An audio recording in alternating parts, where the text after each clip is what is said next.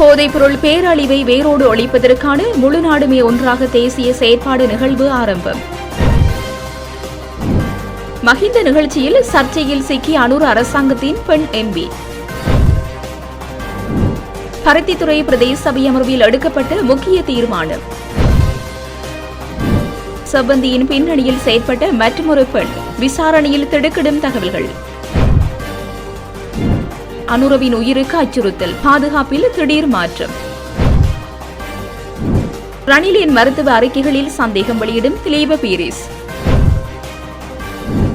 கோட்டபய அரசின் கல்விக் கொள்கையை முன்னெடுக்கும் அனுர எழும் குற்றச்சாட்டு. யாழ் வெல்வெட்டித்துறையில் விடுதலை புலிகளின் வெடிகுண்டு, சிக்கிய சந்தேக நபர்கள் 3.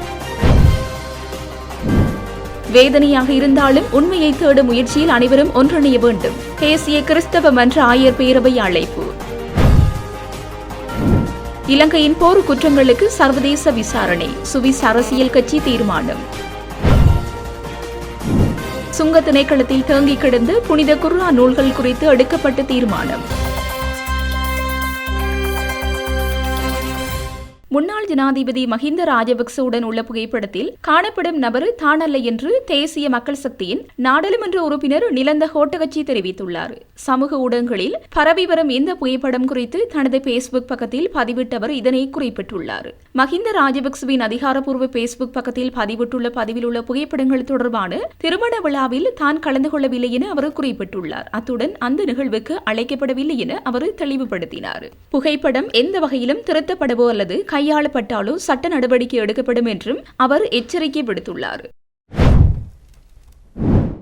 அமைதியாக இடம்பெற்ற பருத்தித்துறை பிரதேச சபை அமர்வில் பருத்தித்துறை ஆதார வைத்தியசாலையின் முன்வீதி கனரக வாகனங்கள் செல்வதற்கு முற்றாக தடை விதிக்கப்பட்டுள்ளது. குறித்த பிரதேச சபையின் மாதாந்த அமர்வு அதன் தவிசாளர் உதயகுமார் யுகதீஸ் தலைமையில் நேற்று இடம்பெற்றது. அந்த சபை அமர்வில் முதலாவதாக சென்ற கூட்ட அறிக்கை முன்மொழியப்பட்டு வழிமொழியப்பட்டு ஏகமனதாக ஏற்றுக்கொள்ளப்பட்டதை தொடர்ந்து பருத்தித்துறை நகரசபை மற்றும் பருத்தித்துறை பிரதேச சபை என்பன இணைந்து கழிவுகளை ஒரு இடத்தில் கொட்டி தரம் பிரிப்பது தொடர்பாக ஆராயப்பட்டு பருத்தித்துறை பிரதேச சபை நகரசபையுடன் இணையாது தனியாகவே கழிவை தரம் பிரிப்பதென ஏகமனதாக தீர்மானிக்கப்பட்டது. வரவு செலவு திட்டத்தின் செயற்பாடுகள் தொடர்பாகவும் பருத்தித்துறை பிரதேச சபைக்கு வழங்கப்பட்ட முறைப்பாடுகள் அதன் மேல் எடுக்கப்பட்ட நடவடிக்கைகள் தொடர்பாகவும் சபையில் ஆராயப்பட்டது. வீதி போக்குவரத்துக்கு பாதிப்பாக உள்ள மரங்கள் மற்றும் கட்டுமானங்களை அகற்றுவது தொடர்பாக ஆராயப்பட்டு வீதி பயணிகளுக்கு இடையூறாக உள்ள கட்டுமானங்கள் மற்றும் மரங்களை அகற்றுவதற்கும் உரியவர்களுக்கு அறிவித்தல் வழங்கி அவற்றை அகற்ற நடவடிக்கை எடுப்பது என்றும் பாடசாலை நேரங்களில் கனரக வாகனங்களை தடை செய்வது தொடர்பாக ஆராயப்பட்டு காலை 6:30 தொடக்கம் 8 மணி வரையிலும் பிற்பகல் 12:30 மணி தொடக்கம் 2:30 மணி வரையிலும் கனரக வாகனங்கள் செல்வதை தடை செய்வதென்றும் உரிய அறிவித்தல் பதாதைகள் இடுவது என்றும் மந்திகையில் உள்ள பருத்தித்துறை ஆதார வைத்தியசாலை முன்வீதியால் கனரக வாகனங்கள் செல்வதை முற்றாக தடை செய்வதென்றும்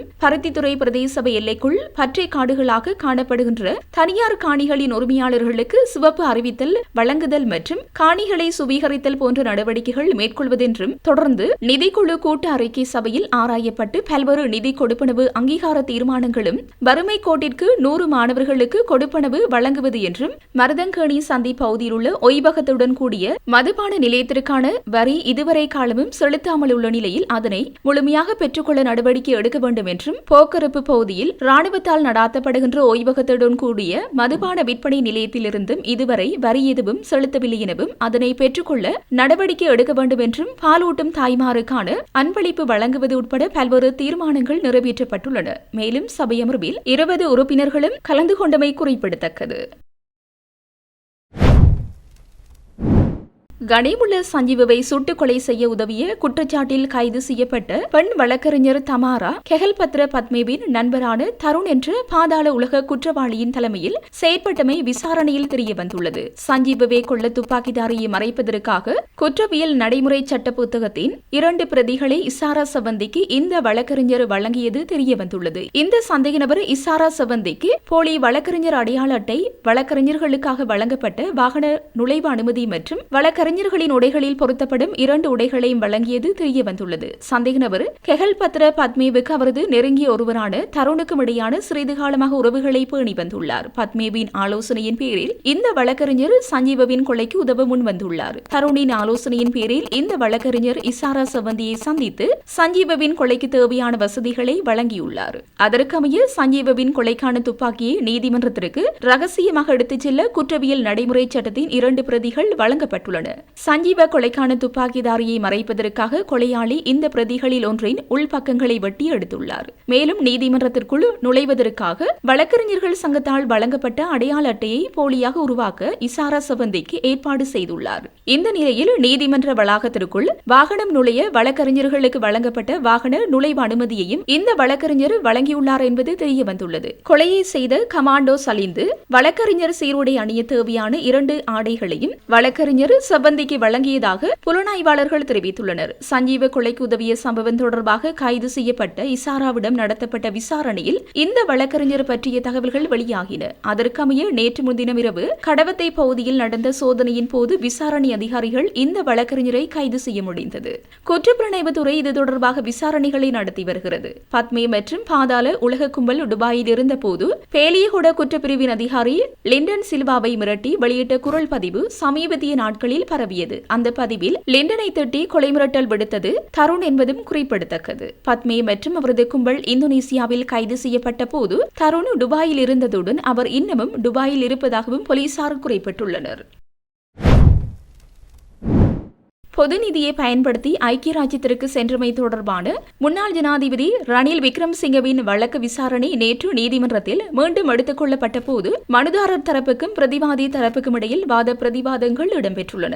கொழும்பு கோட்டை நீதிவான் நீதிமன்றத்தில் இந்த விசாரணை இடம்பெற்றது. கைது செய்யப்பட்ட பின்னர் விக்ரமசிங்கவுக்கு தமணி அடைப்பு ஏற்பட்டதாக கூறி கொழும்பு தேசிய மருத்துவமனையின் மருத்துவர்கள் வழங்கிய அறிக்கை எவ்வாறு நீதிமன்றத்தில் சமர்ப்பிக்கப்பட்டது என பிரதி மன்றாடியார் நாயகம் திலீப பீரிஸ் கேள்வியை எழுப்பியுள்ளார். அத்துடன் முன்னாள் ஜனாதிபதியின் தடுப்பு காவலில் இருந்தபோது அவரது நடத்தையையும் அவர் விமர்சித்துள்ளார். பொதுவாக அதிதீவிர சிகிச்சை பிரிவிலிருந்து வெளியேற்றப்பட்ட நோயாளிகள் பொது அறைக்கு மாற்றப்படுவார்கள். எனினும் இந்த சந்தேக நபர் மறுநாளே மருத்துவமனையிலிருந்து விடுவிக்கப்பட்டார் என அவர் குறிப்பிட்டுள்ளார். அத்துடன் ரணில் விக்ரமசிங்க சிரித்துக் கொண்டே மருத்துவர்களுடன் செல்பி எடுத்துக் கொண்டார் என்றும் திலீப பீரிஸ் கூறியுள்ளார். சந்தேக நபர் அதிதீவிர சிகிச்சை பிரிவில் ஆபத்தான நிலையில் இருக்கும் போது போரிஸ் ஜோன்சனின் புத்தகங்களை வாசித்தமை தொடர்பிலும் இதன்போது கேள்வி எழுப்பப்பட்டுள்ளது. ரணில் மருத்துவமனையில் அனுமதிக்கப்பட்டிருந்தாலும் அவர் பல்வேறு நபர்களுடன் தொலைபேசியில் கலந்துரையாடியுள்ளதாகவும் குறிப்பிடப்பட்டுள்ளது. ரணில் விக்ரமசிங்க ஒரு சாதாரண சந்தேக நபர் அல்லவென குறிப்பிட்ட மன்றாடியார் நாயகம் அவர் 36 மணி நேரத்திற்குள் 16 மில்லியன் பொது நிதியை தவறாக பயன்படுத்திய நபர் என்று திலீப பீரிஸ் கூறியுள்ளார். எனவே பிணை உத்தரவை மறுபரிசீலனை செய்ய வேண்டும் என்றும் பீரிஸ் கேட்டுக்கொண்டார். இதன்போது வாதிட்ட ரணில் விக்ரமசிங்க தரப்பு சட்டத்திரணி திலக் மாரப்பன தமது சேவை பெறுநர் முதலில் விளக்கமறியலில் வைக்கப்பட்ட போது மணிக்கணக்கில் சாப்பிடவோ குடிக்கவோ இல்லை என தெரிவித்துள்ளார். இதனால் அவரது உடல்நிலை மோசமடைந்ததால் அதி தீவிர சிகிச்சை பிரிவில் அனுமதிக்கப்பட்டார் என்று குறிப்பிட்டார். இதன்போது கேள்வி எழுப்பிய நீதவான் சந்தேக நபர் ஆபத்தான நிலையில் ஒருவேளை மரணத்திற்கு அருகில் இருந்திருக்கலாம் என்று நீங்கள் முன்னர் நீதிமன்றத்தில் சொல்லவில்லையா என்று திலக் மாரப்பனவிடம் வினவினார். இதற்கு பதிலளித்த மாரப்பன தமணி அடைப்பு இன்னும் உள்ளதாகவும் இப்போது மற்றொரு பாதை வழியாக ரத்தம் பாய்வதாக மருத்துவர்கள் கூறியுள்ளதாகவும் தெரிவித்துள்ளார். இதனையடுத்து மருத்துவ அறிக்கைகளை ஆராய்ந்து திருப்திகரமாக கண்டறிந்த பின்னரே முன்னாள் நீதவான் பிணை உத்தரவை பிறப்பித்துள்ளார் என்று கூறிய நீதவான் நித்திகுமார் நீதிமன்றம் பிணை உத்தரவை மறுபரிசீலனை செய்யாது என்று தெரிவித்துள்ளார். இருப்பினும் மருத்துவ அறிக்கைகளின் நம்பகத்தன்மை குறித்து கேள்விகள் எழுப்பப்பட்டுள்ளதால் அவற்றை தயாரித்த மருத்துவர்கள் அவற்றின் அடிப்படையை தெளிவுபடுத்த வேண்டும் என்று குறிப்பிட்ட நீதவான் தொடர்புடைய பல விடயங்களை ஆராயுமாறு குற்றப்புலனாய்வு பிரிவினருக்கு உத்தரவிட்டுள்ளார். கடந்த கோட்டாபய ராஜபக்ச அரசாங்கத்தின் காலத்தில் முன்னெடுக்கப்பட்ட கல்விக் கொள்கையை எதுவித மாற்றமுமின்றி தேசிய மக்கள் சக்தி அரசாங்கம் முன்னெடுப்பதாக ஜோசப் ஸ்டாலின் குற்றம் சாட்டியுள்ளார்.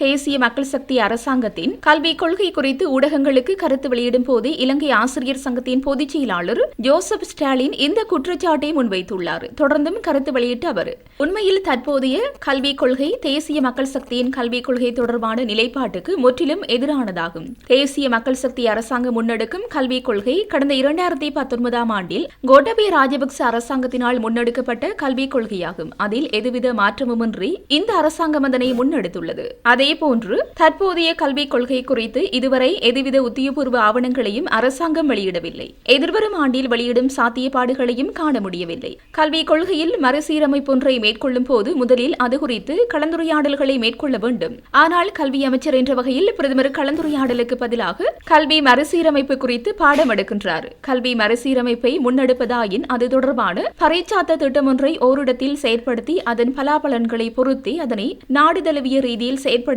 வேண்டும். கடந்த 1997 ஆண்டின் கல்வி மறுசீரமைப்பு கொள்கை கம்பகா மாவட்டத்தில் முன்னோடி திட்டமாக பரீட்சாத்தமாக செயற்படுத்தப்பட்டு அதன் பின்னரே நாடு தழுவிய ரீதியில் முன்னெடுக்கப்பட்டது. ஆனால் இந்த அரசாங்கம் அவ்வாறான எந்த ஒரு பரீட்சார்த்த திட்டத்தையும் முன்னெடுக்கவில்லை என்றும் ஜோசப் ஸ்டாலின் குற்றம் சாட்டியுள்ளார்.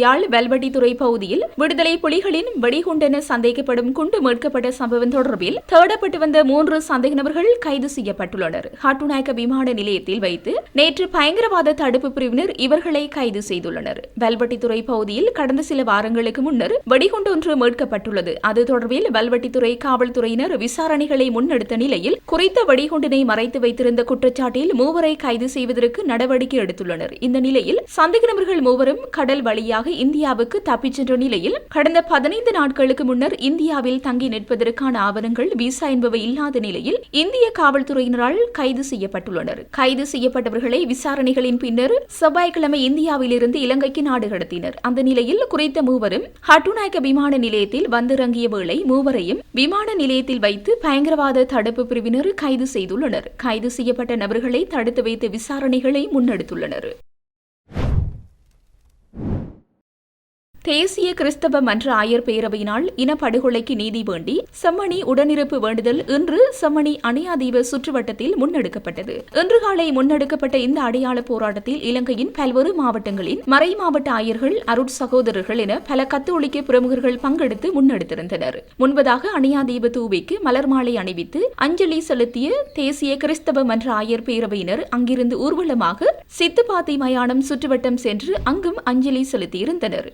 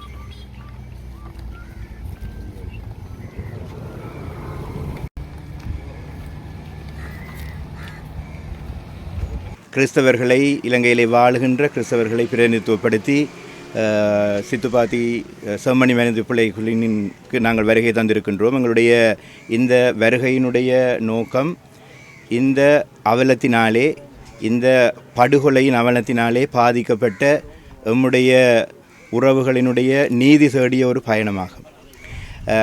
இலங்கை தேசிய கிறிஸ்தவ மன்றமாக உலக திருச்சபையினுடைய தொடர்புகளில் நாங்கள் இயங்கி வருகின்றோம்.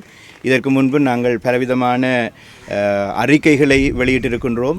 ஆனால் இது முதல் தடவையாக மக்களோடு மக்களாக இணைந்து இந்த இடத்திலே நாங்கள் வந்திருப்பது எங்களுடைய துக்கத்தை அவர்களோடு பகிர்ந்து கொள்வது மட்டுமல்ல, எதிர்காலத்திலே நாங்கள் எவ்வாறு ஒன்றாக இணைந்து இந்த நீதி தேடுகின்ற பயணத்திலே செயற்பட முடியும் என்பதை நாங்கள் மக்களுக்கு வெளிப்படுத்துவதற்காகவும் வந்திருக்கின்றோம். எங்களை பொறுத்தவரையிலே எங்களுடைய அறிக்கைகளிலே நாங்கள் பிரதானமாக 2 விடயங்களை தெரிவித்திருக்கின்றோம். ஒன்று, இந்த மனித புதைகுழி, செம்மணி மனித புதைகுழியும் இதனோடு தொடர்புடைய மனித மீறல்களினுடைய சம்பவங்கள் தொடர்பாக மற்றைய மீடியாக்களிலே கொடுக்கப்படுகின்ற கவனத்திலும் பார்க்க சிங்கள மீடியாக்களிலே கொடுக்கப்படுகின்ற கவனத்தினுடைய குறைபாடை குறித்து நாங்கள் தெளிவாக கூறியிருக்கின்றோம். அது மாத்திரமல்ல, எங்களிடத்திலே இலங்கையாக இருக்கின்ற வரையறைக்குட்பட்ட வசதிகளை கொண்டு இதற்கான முழுமையான நீதியை தேடி எங்களால் பயணிக்க முடியாத ஒரு நிலையில் இலங்கை தற்போது இருக்கின்றது என்பதை நாங்கள் வெளிப்படுத்தியிருக்கின்றோம். எனவே சர்வதேசத்தினுடைய உதவி இதற்கு கட்டாயமாக அவசியம். அதாவது இந்த நீதி தேடுகின்ற பயணத்தில் எங்களிடத்தில் இருக்கின்ற வளங்களை தாண்டி இல்லாத வளங்களை பகிர்ந்து கொண்டு அல்லது கேட்டு அதன் மூலமாக இந்த உண்மையை அறிந்து கொள்வதற்கு நாங்கள் முயற்சி செய்கின்றோம் என்பதை நாங்கள் தெளிவாக எங்களுடைய அறிக்கையிலே தெரிவித்திருக்கின்றோம். அதே போல் இந்த பயணமானது எங்களுடைய யாழ் கிறிஸ்தவ ஒன்றியத்தினாலே இங்கே உள்ளூர் முறையிலே சிறப்பாக ஒழுங்கமைக்கப்பட்டிருக்கின்றது. எங்களுடைய நோக்கம் மக்களோடு மக்களாக அமர்ந்திருந்து அவர்களுடைய குரலுக்கு செவிசாய்ப்பதும் எங்களுடைய இறைமக்களாக எங்களுடைய மக்களுக்காக நாங்கள் எந்த முறையிலே தொடர்ந்தும் பயணிக்கலாம் என்பதை குறித்து எங்களுக்குள்ளே ஒரு சிந்தனையை வளர்த்துக் கொள்வதற்கும் நாங்கள் இந்த இடத்திலே கூடி வந்திருக்கின்றோம். எனவே இலங்கை தேசிய கிறிஸ்தவ மன்றத்தினுடைய நீதிக்கும் சமாதானத்துக்குமான பணி தொடர்ந்தும் மக்களோடு இணைந்திருக்கும் என்பதை நாங்கள் தெரிவித்துக் கொள்கின்றோம். இலங்கையின் போர் குற்றங்கள் தொடர்பில் சுவிட்சர்லாந்தின் சமூக ஜனநாயக கட்சி சர்வதேச இனப்படுகொலை விசாரணைக்கு அழைப்பு விடுத்துள்ளது. இது தொடர்பான தீர்மானம் ஒன்றையும் அந்த கட்சி நிறைவேற்றியுள்ளது. அண்மையில் லூசன் மாகாணத்தில் இடம்பெற்ற கட்சியின் மாநாட்டில் இந்த தீர்மானம் நிறைவேற்றப்பட்டுள்ளது. இலங்கையின் போர் குற்றங்கள் தொடர்பில் சுவிட்சர்லாந்தின் சமூக ஜனநாயக கட்சி சர்வதேச இனப்படுகொலை விசாரணைக்கு அழைப்பு விடுத்துள்ளது. இது தொடர்பான தீர்மானம் ஒன்றையும் அந்த கட்சி நிறைவேற்றியுள்ளது. அண்மையில் லூசன் மாகாணத்தில் இடம்பெற்ற கட்சியின் மாநாட்டில் இந்த தீர்மானம் நிறைவேற்றப்பட்டுள்ளது. அத்துடன் ஐக்கிய நாடுகளின் இனப்படுகொலை மாநாட்டின் கீழ் குற்றங்கள் இனப்படுகொலைக்கு தகுதியானதா என்பதை சர்வதேச அமைப்புகளுடன் இணைந்து சுவிஸ் அரசாங்கம் ஆராய வேண்டும் என்றும் இந்த தீர்மானம் கோருகிறது. கட்சி மாநாட்டின் போது சுவிட்சர்லாந்தின் வெவ்வேறு பகுதிகளைச் சேர்ந்த 3 சுவிஸ் தமிழ் அரசியல்வாதிகள் இந்த தீர்மானத்தை முன்வைத்தனர். அரசாங்க மருத்துவர்கள் தொழிற்சங்க போராட்டத்தில் குதிக்க திட்டமிட்டுள்ளனர். திடீர் மற்றும் நியாயமற்ற இடமாற்ற முறைமைக்கு எதிர்ப்பு தெரிவிக்கும் வகையில் நாளை முதல் நாடு முழுவதும் தொழிற்சங்க போராட்டம் ஒன்றை ஆரம்பிக்க உள்ளதாக இலங்கை அரசு மருத்துவ அதிகாரிகள் சங்கம் அறிவித்துள்ளது. நியாயமற்ற இடமாற்ற உத்தரவுகள் இன்றைய தினம் நடைமுறைப்படுத்தப்பட்டால் அதனால் ஏற்படக்கூடிய பாதிப்புகளை அதிகாரிகள் பொறுப்பேற்றுக் கொள்ள வேண்டும் என தெரிவித்துள்ளது. குறிப்பாக மருத்துவமனைகள் மற்றும் பிற சுகாதார நிலையங்களில் சேவை தடைபாடுகளுக்கான முழு பொறுப்பையும் அதிகாரிகள் ஏற்க வேண்டியிருக்கும் என தெரிவித்துள்ளது. இந்த தகவலை அரசாங்க மருத்துவ அதிகாரிகள் சங்க செயலாளர் டாக்டர் பிரபுத் சுகதாச நேற்று நடைபெற்ற ஊடக சந்திப்பில் தெரிவித்துள்ளார். இலங்கை சுங்க திணைக்களத்தினால் தடுத்து வைக்கப்பட்டுள்ள புனித குர்ஆன் நூல்களை மீண்டும் இந்தியாவிற்கு திருப்பி அனுப்பி வைக்க தீர்மானம் எடுக்கப்பட்டுள்ளது. புனித குர்ஆனின் தமிழ் மொழிபெயர்ப்பு நூல்களை இவ்வாறு மீண்டும் இந்தியாவிற்கு அனுப்பி வைக்க அதனை இறக்குமதி செய்தவர் இணங்கியுள்ளதாக வெளிவிவகார அமைச்சர் விஜித ஹேர தெரிவித்துள்ளார். நேற்றைய தினம் நடைபெற்ற செய்தியாளர் சந்திப்பில் அமைச்சர் விஜித இதனை தெரிவித்துள்ளார். இந்த புனித குர்ஆன் நூல்கள் இலங்கை சுங்க திணைக்களத்தின் சுங்கச் சட்டங்களை மீறும் வகையில் இறக்குமதி செய்யப்பட்டுள்ளதாக தெரிவித்துள்ளார். இதனால் குறித்த புனித குர்ஆன் நூல்கள் சுங்க திணைக்களத்தினால் தடுத்து வைக்கப்பட்டுள்ளதாக அவர் தெரிவித்துள்ளார். இதனால் குறித்த புனித குர்ஆன் நூல்களை மீண்டும் இந்தியாவிற்கே ஏற்றுமதி செய்வதற்கு குறித்த இறக்குமதியாளர் இணங்கியுள்ளதாக தெரிவிக்கப்படுகின்றது. புனித குர்ஆன் நூலின் உள்ளடக்கம் தொடர்பில் எவ்வித பிரச்சினைகளும் கிடையாது என அமைச்சர் தெரிவித்துள்ளார். எனினும் இந்த நூல்கள் நாட்டுக்கு இறக்குமதி செய்யப்பட்ட விதம் தொடர்பில் சட்ட சிக்கல்கள் காணப்படுவதாக அவர் தெரிவித்துள்ளார். இந்த புனித குர்ஆன் நூல்கள் சுங்கச் சட்ட விதிகளை மீறும் வகையில் இறக்குமதி செய்யப்பட்டுள்ளது என தெரிவித்துள்ளார். இதனால் குறித்த புனித குர்ஆன் நூல்களை இலங்கைக்கு இறக்குமதி செய்த இறக்குமதியாளர் அதனை மீண்டும் இந்தியாவிற்கு அனுப்பி வைக்க இணங்கியுள்ளார் என அமைச்சர் தெரிவித்துள்ளார்.